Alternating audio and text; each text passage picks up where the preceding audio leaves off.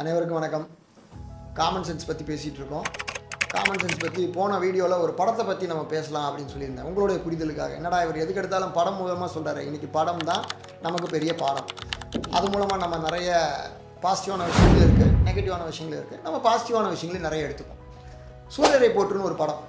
அந்த சூரியரை போற்று ஒரு படத்தில் அவர் போராடுவார்.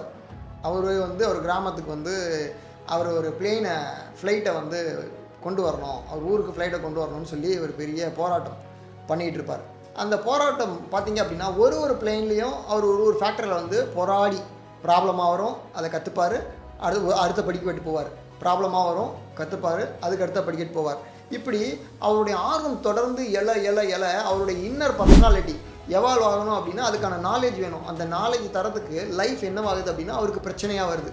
இப்படி அவர் என்ன பண்ணுவார் அப்படின்னா தொடர்ந்து பிரச்சனைகளை சந்திச்சுட்டே இருப்பார். அது பிரச்சனைகள் இல்லை, அவருக்கான வாய்ப்பு. ஆர்வம் இருக்கவங்களுக்கு எப்பயுமே அது வாய்ப்பாக தான் தெரியும். ஆசை இருக்கவங்களுக்கு போராட தெம்பு இருக்காது. அதனால் என்ன போயிடுவாங்கன்னா துவண்டு போயிடுவாங்க, உடனே கீழே இறங்கிடுவாங்க.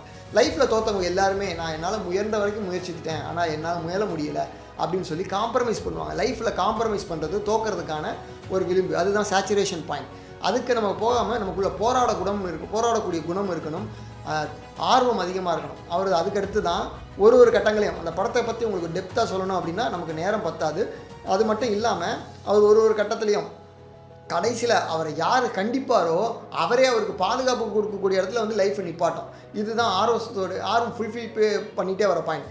கடைசியாக யாரும் செய்யாத ஒரு விஷயத்தை டிஜிட்டலைசேஷன் மூலமாக அவர் ஈஸியாக மக்களுக்கு கொண்டு போவார். கடைநிலையில் உள்ள ஒரு மக்களுக்கும் போய் இது சேரணும்னு நினைப்பார். இப்படி யாரெல்லாம் இந்த சர்வீஸ் ஓரியன்டாக நினைக்கிறாங்களோ அவங்களுடைய க்ரோத் ரேட்டை அவங்கள யாராலையும் தடுத்து நிறுத்த முடியாது.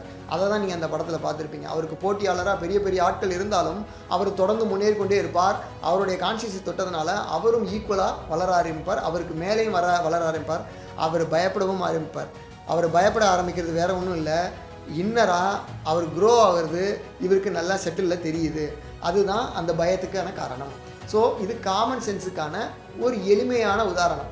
சூரியரை போற்று படத்தை இந்த கோணத்தில் பாருங்கள், உங்களுக்கு காமன் சென்ஸ் என்னென்னா உங்களுக்கு ரொம்ப ஈஸியாக புரியும். ஸோ காமன் சென்ஸ் எல்லா இடத்துலையும் எல்லா அச்சீவ்மெண்ட்டையும் இருக்கிறதுக்கு முறையான படிக்கட்டுகள் 1, 2, 3ன்னு ஒரு படிக்கட்டாக ஏறி போகிறது, பொறுமையாக நிதானமாக போகிறது, ஆர்வமாக போகிறது தான் காமன் சென்ஸ். 1வது படிக்கட்டுலேருந்து 8வது படிக்கட்டு போகிறது ஆர்வம் கிடையாது, அது ஆர்வம் தான். ஆனால் அந்த இடத்துல அங்கே அதுக்குரிய பிரச்சனைகளை நம்ம ஹேண்டில் பண்ணக்கூடிய பர்சனாலிட்டி நமக்கு இருக்கணும். சரிங்களா? ரிமைனிங் அடுத்த வீடியோவில் பார்ப்போம். நன்றி.